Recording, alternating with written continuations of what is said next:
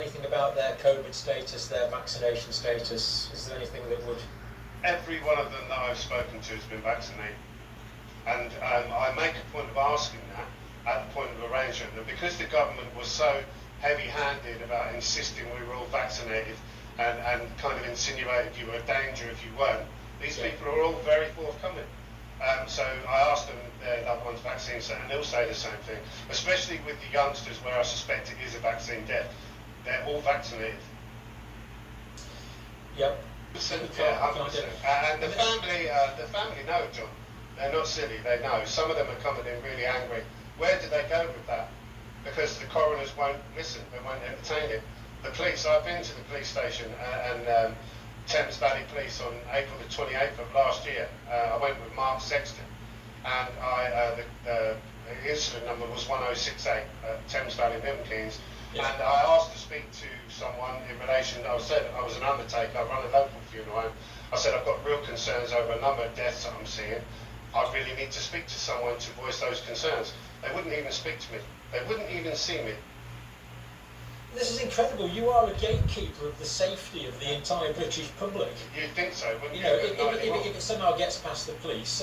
And this case, why didn't the pathologist pick this up? So this poor dead guy had come to you with this thing in his artery, and the pathologist, well, what we can say for certain is that the pathologist hasn't pulled it out because you pulled it out. Yes. Well, I've been a funeral director, as I've said, 18 years. It's the only time I've ever raised concerns. They're not interested. They don't want to know. They won't even enter into a discussion. They're actively hiding it. Actively. Why? You would have to ask them. I suspect coercion, probably money and pressure. And how long are you complicit in a crime before you are complicit? Do you know, if you're going to hide something, how long do you hide it before you actually are complicit? So I guess they're in a really awkward position now as the truth slowly comes out, you know. How long are they going to gaslight us for a lie? I really don't know. You'd have to ask them. Good and truth will prevail, and that's my hope. I believe it will. I mean, let's suppose a patient came in, a body came into you, described as a sudden death, and you found a bullet hole in the back. Yeah. You know, that had been missed, let's say. I mean, if you went to the police now in February 2024, do you think they would come around and look at that? I think it's a really interesting one. To be honest with you, it wouldn't surprise me if they completely turned the other cheek and said no. I've got no faith in the police and no faith in the system at all.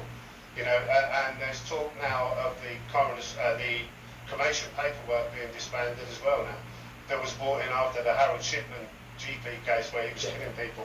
They brought in what's called cremation paperwork, and the idea of that was to prevent unlawful deaths going through a cremation process. And they're talking about abandoning that totally. They've already trimmed it down from two doctors to one. But yeah, it's unbelievable. It's almost as though we've gone to bed, woke up, and the whole world's become inverted.